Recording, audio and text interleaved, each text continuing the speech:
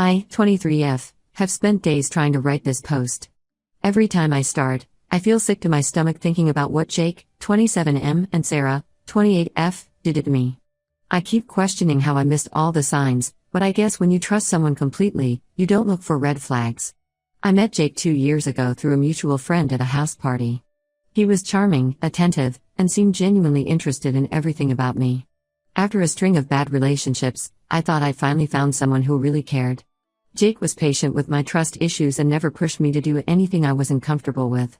He'd listen for hours when I talked about my past relationships and how they left me with anxiety about commitment. Our first year together was amazing. Jake integrated perfectly into my friend group, got along with my family, and always made me feel special.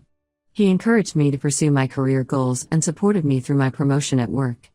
I really thought he was the one. About 6 months into our relationship, I started selling some furniture on Facebook Marketplace to clear out my apartment. That's how I met Sarah. She bought a vintage dresser from me and we hit it off immediately. She had just moved to the city and was looking to make friends. We bonded over our similar taste in music and fashion. Sarah seemed so genuine at first. She told me about her anxiety and depression, how hard it was moving to a new city alone. She shared stories about her toxic family and abusive ex who had destroyed her self-esteem. I felt protective of her, wanting to help her feel welcome and safe in her new home. Jake encouraged our friendship, saying it was good for me to have close female friends. He suggested inviting her to our game nights and weekend brunches. Sometimes he'd remind me to check on her if she seemed down. I thought he was just being caring and supportive. Over the next few months, Sarah became a regular part of our lives. We'd have movie nights at our place, go shopping together, or just hang out and talk for hours. She confided in me about her dating struggles and I shared details about my relationship with Jake. She became the sister I never had. One night, about 4 months ago, we were all hanging out at my place having drinks. Sarah started crying about feeling lonely and unwanted. She said watching Jake and me together made her realize how much she missed having someone care about her. Jake suggested she stay over since she was upset and had been drinking. I'm not sure exactly how it happened, but we ended up all sleeping together that night. I had never done anything like that before, but I trusted them both and the alcohol made everything feel okay. It happened 3 more times after that, always after drinking. Each time, I felt more uncomfortable, like I was just there for their entertainment. The last time, I noticed how they seemed to have their own rhythm, their own inside jokes. I felt like a prop in their show. That's when I decided to end it. I messaged Sarah saying we could stay friends, but I didn't want to continue the intimate part of our relationship. Her response shattered my world. She sent me hundreds of screenshots of conversations between her and Jake dating back to before we even met. They had been together the whole time, plotting everything. They chose me as their target because I seemed naive and desperate for friendship. The screenshots were vile. They mocked my trust issues, my past traumas, everything I'd confided in them. They had a whole plan. Sarah would buy something from me, become my friend, and slowly work her way into our relationship. They had done this before with other girls, but it never worked out so well. Jake shared every intimate detail about me with her. They laughed about how easy it was to manipulate me because I was so trusting. Sarah even sent me videos they had secretly recorded during our intimate moments. I didn't know they were filming. I never consented to that. When I confronted Jake, he turned everything around on me. He said I should have known they were together, that I was just too stupid to see it. He claimed I wanted it to happen and was only upset because they didn't want me anymore. Now they're officially together and Sarah won't stop harassing me. She calls from different numbers while they're together, describing things in detail to humiliate me. She's messaging mutual friends sharing explicit details about what happened. I had to delete all my social media because she keeps making new accounts to torment me. The worst part is feeling so helpless. They violated my privacy and consent in the worst way possible. They have videos of me that I never agreed to. But I'm too ashamed to go to the police. How do I even begin to explain this? I trusted 2 people who spent months planning to humiliate me? I can't sleep without having nightmares. Every phone notification sends me into a panic attack. I had to move back in with my parents because I'm afraid to be alone. I keep replaying every conversation, every interaction, looking for signs I must have missed. Were they laughing at me the entire time they pretended to care? How many of our friends knew what was really happening? Every memory of the past year feels tainted now. I can't trust my own judgment anymore. I just need advice on how to move forward from this. How do you heal when the people you trusted most turn out to be monsters? How do you ever trust anyone again after something like this? Update 1 first, I want to thank everyone who commented on my original post. Your support and advice meant everything during this nightmare. I took your suggestions about documenting the harassment, but things have gotten so much worse than I could have imagined. Sarah's harassment escalated from phone calls to showing up at my workplace. Last Tuesday, she walked into our office pretending to be a potential client. I work at a marketing firm where we often have walk-in consultations, so the receptionist let her wait in the lobby. When I came back from lunch and saw her sitting there, my heart stopped. She just sat there smirking at me for almost an hour until my boss noticed something was wrong and asked her to leave. She waited in the parking lot after that. I was so scared I had to call security to escort me to my car. The whole time she just stood there, watching me with this twisted smile. The security guard offered to call the police, but I was too embarrassed to explain the situation. The next day, Sarah somehow got hold of my coworkers' phone numbers. She started texting them detailed messages about what happened between us. My closest work friend, Amy, showed me the messages. Sarah twisted everything to make it sound like I was some desperate person who forced my way into their relationship and wouldn't leave them alone. People at work started acting weird around me. I'd walk into the break room and conversations would stop. I caught people whispering and staring. Some coworkers who used to be friendly now avoid me completely. It's humiliating having my private life exposed like this. After the workplace incident, I finally broke down and told my parents everything. My mom was supportive and angry on my behalf, but my dad's reaction crushed me. He got furious, not at them, but at me. He kept saying I should have known better than to trust strangers so quickly. He brought up how I've always been too naive, too trusting, just like when I was a kid. We had a huge fight where he basically said I brought this on myself. Now he's barely speaking to me, just gives me these disappointed looks at dinner. My older brother tried to help by confronting Jake at his workplace. He went to the gym where Jake works as a personal trainer and tried to talk to him about stopping the harassment. Jake immediately started yelling that my brother was threatening him and called the police. Now Jake is threatening to press assault charges, even though my brother never touched him. My brother could lose his teaching job if this becomes a legal issue.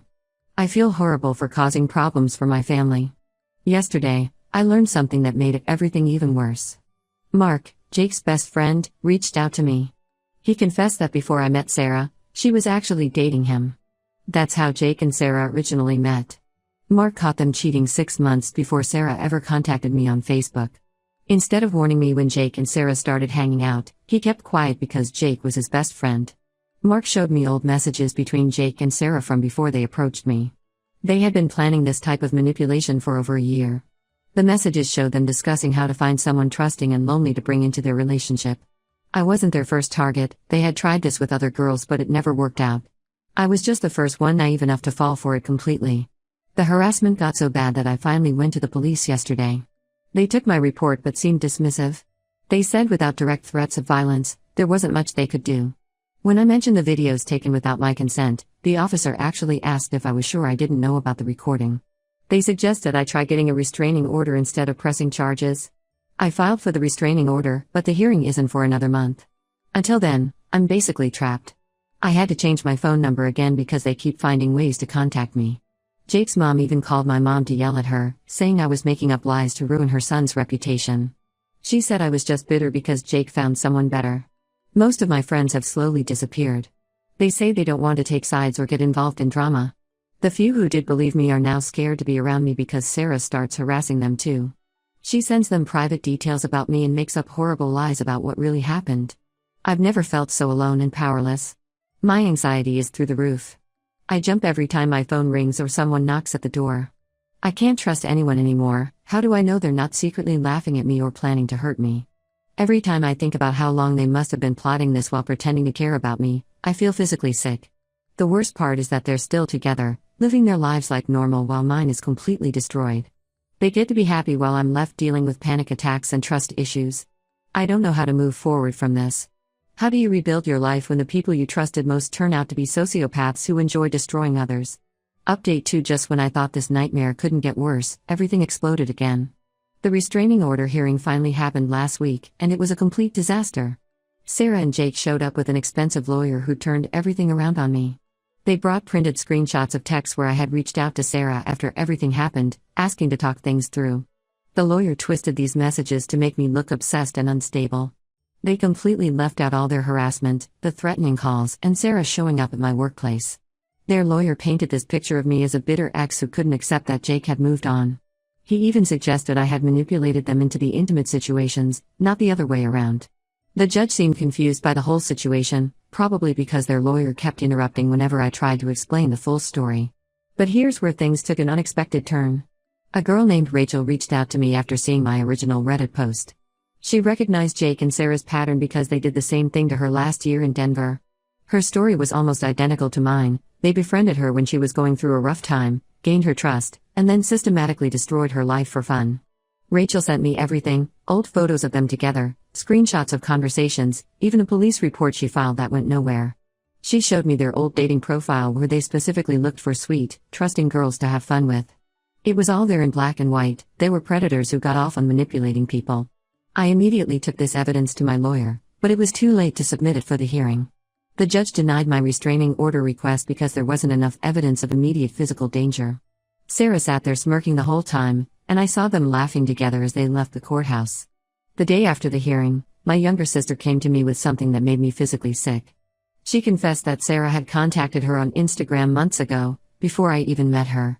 Sarah was fishing for information about me, asking about my relationship history and trust issues. My sister thought it was weird but didn't want to seem paranoid by telling me. She's devastated now, blaming herself for not warning me. Then my roommate admitted something too. About 2 months into my friendship with Sarah, she had let her into our apartment when I wasn't home. Sarah claimed she needed to return something of mine but instead went through my entire room taking pictures of personal items and going through my journals. That's how they knew so many intimate details about my life. I ended up having to quit my job.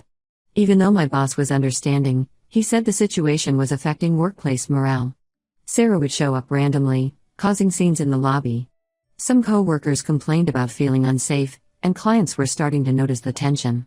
I don't blame them. I would feel uncomfortable too. I found a new job in a different part of town and moved to a new apartment. Rachel has been an incredible support through all of this. She's helped me document everything and connected me with other women who had similar experiences with Jake and Sarah. We're thinking of starting a support group for victims of manipulation and betrayal. The more I learn about them, the more horrified I am. This wasn't just some twisted game that got out of hand. They deliberately target vulnerable people. They spend months planning how to gain someone's trust just to destroy them. Rachel told me they even kept score of how badly they could hurt their victims. I'm still struggling, but at least now I know I'm not crazy. These people are predators who get pleasure from destroying lives. I just wish I had seen it sooner. The worst part is knowing they'll probably do this to someone else, and there's nothing I can do to stop them. Update 3. This will be my final update. Rachel and I took action after connecting with other victims. We created a private Facebook group called Survivors of Manipulation without mentioning Jake and Sarah specifically. Within weeks, 5 more women found us and shared similar stories. Their pattern was calculated and consistent. 3 women were from our city, 2 from Denver where Jake lived before. All of them shared the same experience. Jake or Sarah would befriend them when they were vulnerable, pretending to offer support and friendship. They'd spend months building trust before manipulating their victims into compromising situations. Then they'd start the harassment and humiliation. 2 women were actually from Jake's workplace, the gym where he worked as a trainer. He had done this long before meeting Sarah, using his position to target clients going through difficult times. 1 woman had just gotten divorced, another was struggling with self-esteem issues. He used their vulnerability against them. With multiple victims coming forward with evidence, the police finally took our complaints seriously. The cyber harassment and non-consensual recordings violated several laws. Both Jake and Sarah are under investigation now. The gym fired Jake after learning about his pattern of targeting clients. Sarah completely lost it when she found out about the investigation. Last week, she showed up at my new apartment screaming about how I'd ruined her life. I still don't know how she found my address. She was banging on my door at 2 a.m., threatening to expose me. My neighbor called the police and they actually arrested her this time for violating the new restraining order we got with all the additional evidence. Jake tried to save himself by turning on Sarah. He reached out through a mutual friend claiming she was mentally unstable and had manipulated him too. But Rachel had saved messages proving he was actually the mastermind behind most of the harassment. He was using Sarah's emotional instability as cover for his own actions. I'm still dealing with anxiety and trust issues, but I'm getting stronger. My dad finally apologized for blaming me. Seeing other victims come forward made him realize this kind of manipulation could happen to anyone. My brother's case was dropped after Jake's previous victims spoke about his pattern of making false accusations. I moved to a different city for a fresh start. Most of my old friends still avoid me, afraid of getting involved.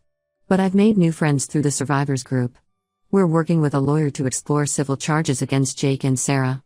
The lawyer thinks we have a strong case with multiple victims and evidence. Sometimes I still feel stupid for not seeing through their acts sooner. But then I remember what my new therapist said: manipulators succeed because they're good at what they do. They picked me because I was kind and trusting, not because I was weak or stupid. To anyone going through something similar, document everything, trust your instincts, and don't be afraid to speak up. Predators like Jake and Sarah count on their victims staying silent out of shame. Don't give them that power. I won't be updating anymore. It's time to close this chapter and focus on healing. Rachel and I are channeling our energy into helping other victims protect themselves. Thank you all for your support through this nightmare. Sometimes the worst experiences lead us to our true purpose.